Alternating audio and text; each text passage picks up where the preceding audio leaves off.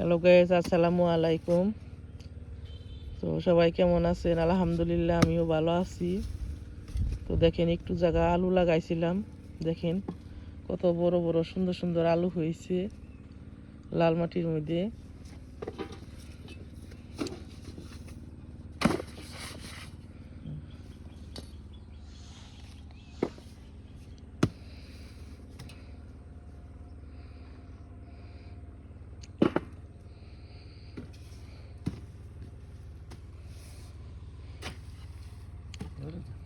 কৃষি কাজ করা অনেক কষ্ট। দেখেন, প্লিজ সবাই ভিডিওতে শেয়ার করবেন, লাইক দিবেন, নতুনদের পাশে থাকবেন।